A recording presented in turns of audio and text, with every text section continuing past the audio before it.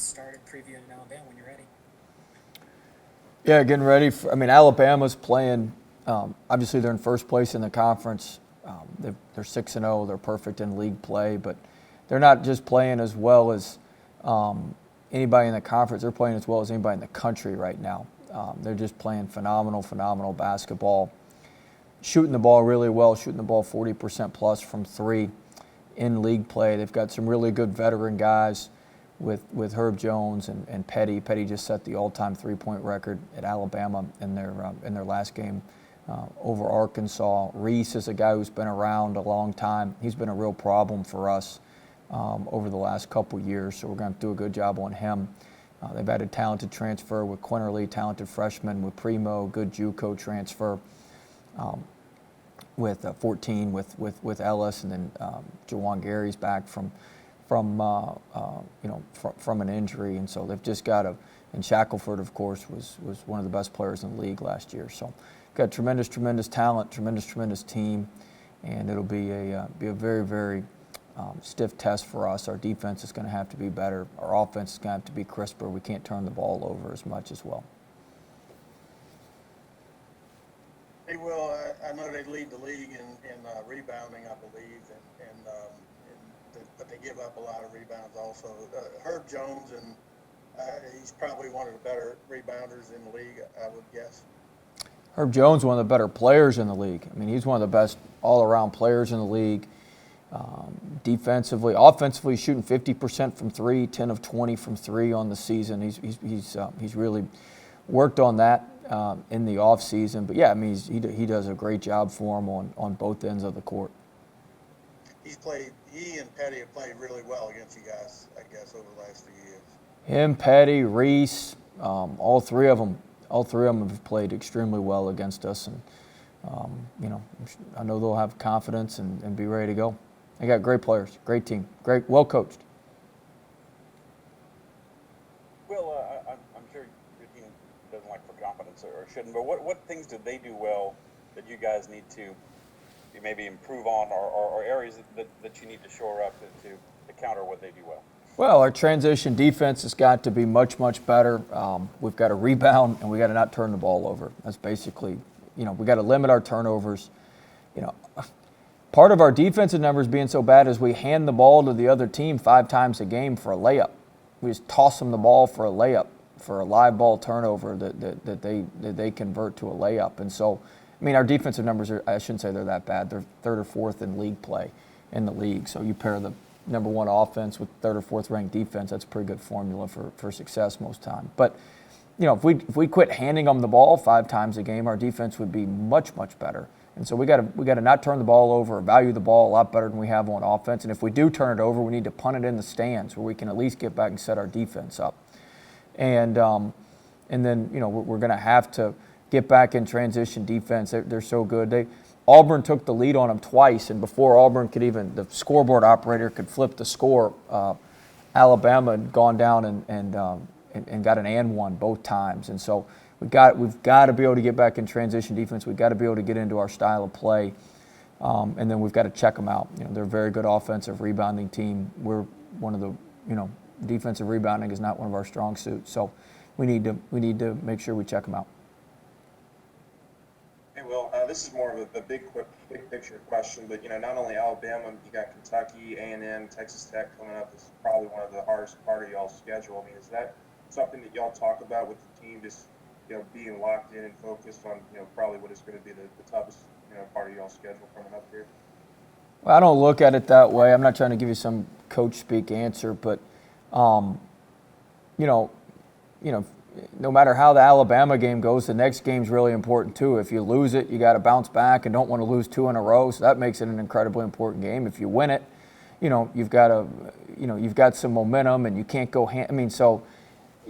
Every game's like that when you're coming down when you're in mid to late January and all the way through March. And the whole thing is you want to play in important games, and that's why you come to this level. That's why you come to LSU, is to play in important games. And Tuesday night's an important game, but no matter how that turns out, Saturday's going to be an important game one way or the other. The game against A&M next Tuesday is going to be an important one. They all become important, but that's that's a positive. If we were 1-5 right now, none of them would be important. Nobody would care. So it's a positive.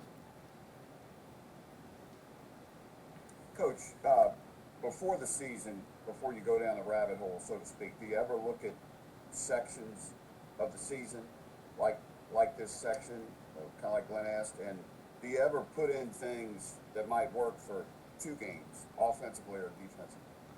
So, yeah, I always break the conference season down into thirds. So we just finished our first third. I always break it down into chunks of 6. So we just finished the first third. Now we've got the first half of the second third coming up. Then we have a non-conference game, then the second half of the second third, and then we've got the final third. So I always break it down like that. I always have. I don't know why, but so we just finished the first third, and now we're on to the next one. We put in new plays for every team off of what we do. I'll put 5 new plays in today, or 5 new concepts, not necessarily plays all the time, but we'll put in 5 new concepts today, and then we certainly adjust a few things defensively each game. You look at what they do that doesn't necessarily work, that what they do that can exploit our base defense, and then what can we do to counter them exploiting our base defense. Well, I know you played, 10, 11 games now. Was that last 12. We get tomorrow. We're at 13. We've hit our first major milestone. All right. Was that last 6.5 minutes or so the best defense you played going down the stretch in a game this year? I mean, they were 1 of 13, 4 turnovers you caused. Yeah, we were better. We were better, but we had to be. If we didn't play that well, we wouldn't have won. So we absolutely had to be. But I thought we were definitely improved and definitely better.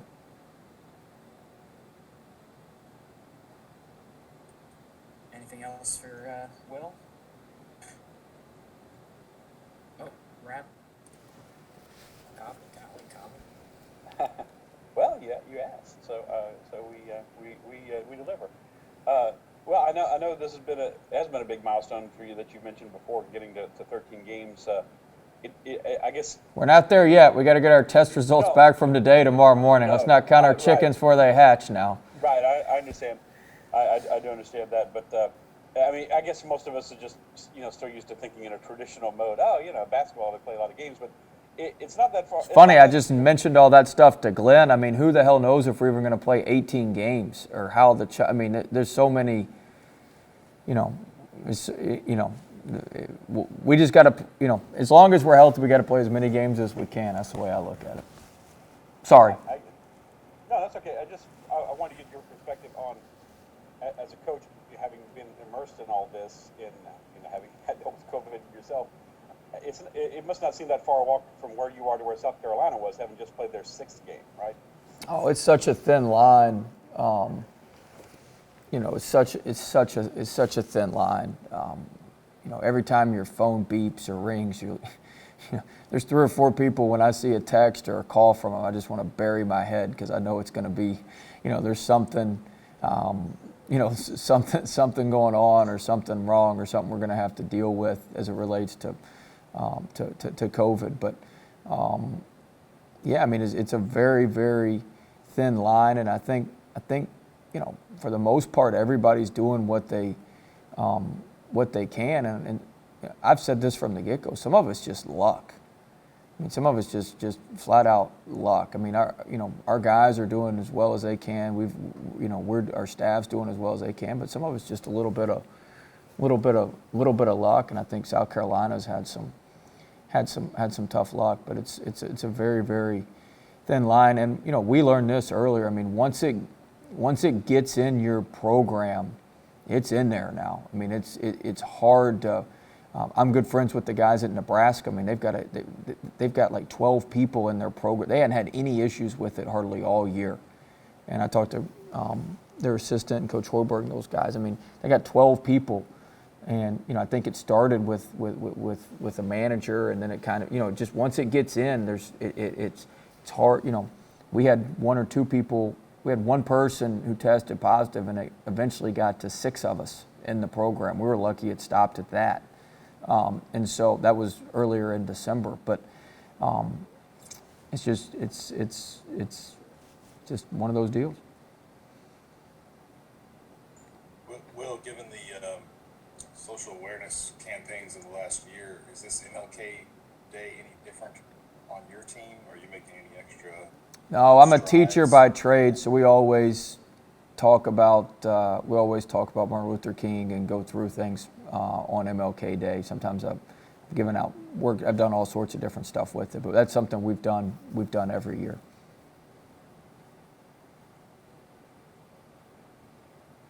Hey, Will, if there's a staple of a NATO's team that you've noticed, what is it, and how much time do you focus on some of those staples, just depending on each team that you play, as far as emphasizing them in preparation? Well, we try to boil it down to our guys. You know, look, if we do X, Y, and Z, this gives us the best opportunity to win. I try not to give them more than three things. I'm not going to say them on here. Our guys know the three things I think we need to do to give ourselves an opportunity to beat Alabama.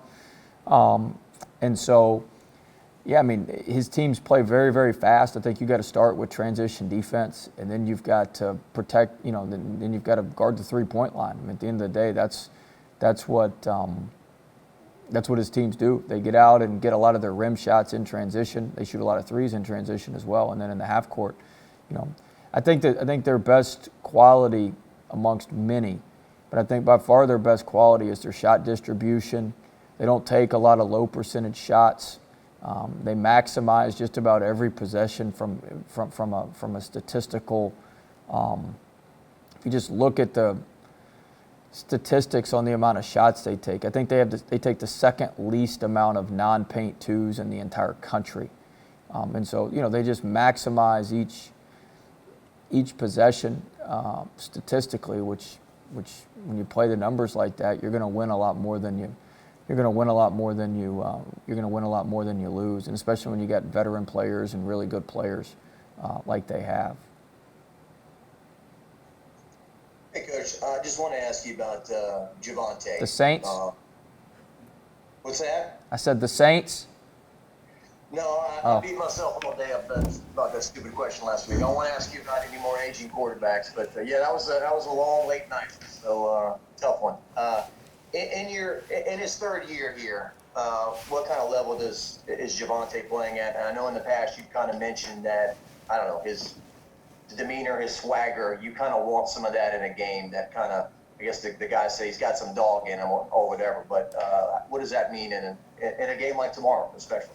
Yeah, I mean, I thought we saw some great growth from Javonte. The first half was a little bit tough for him the other day, and he comes back and just plays so well in the second half, which was tremendous. But he's part of the heart and soul of our team. He's been a phenomenal player for us. He's a great teammate. He really wants to win. I mean, he's taking care of his body. He was in the cold tub when I left here after the game on Saturday night. He was still sitting in the cold tub. I went in there and talked to him for a little bit, and sitting there getting his body right, and means a lot to him. He cares. He wants to win. He loves LSU. He loves Louisiana, and he's done a tremendous job for us since he's been here, and this has been his best year yet, and we're going to keep that going. Golly, I thought this thing was just about over about 10 minutes ago, Brandon. Now we got everybody piling on with questions. Now everyone has a question. Yeah. I'm all about piling on. I really am. That's my MO all my life, piling on.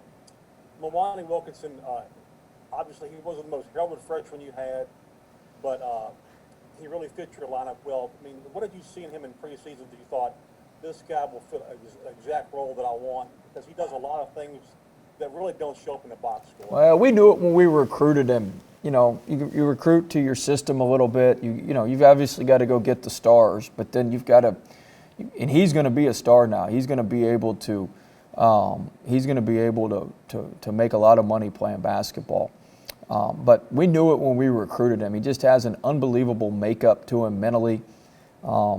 Unbelievable family. Both his brothers played college football. Older brothers both played college football. Parents, Tim and Gail, are just tremendous people, and he just has it. You knew that in recruiting. It was pretty easy. To spot when you know what you're looking for, and so you got to hit on guys like that. That's an important part of recruiting. Is you can go grab a bunch of talent all you want, but you got to be able to fit the pieces together. You got to be able to make sure it all fits together. And he is just huge for us on offense and on defense. And he's done exactly what we hoped he would do and thought he could do for us. And as he's here longer, his game will continue to expand, and you're going to see an even better player than what we're getting now. But just a great person. Really, really good background, and it's allowed him to have some success. Okay, thanks everybody. There we go, Brandon. All right, we'll see everybody tomorrow, unless Sheldon's got another question.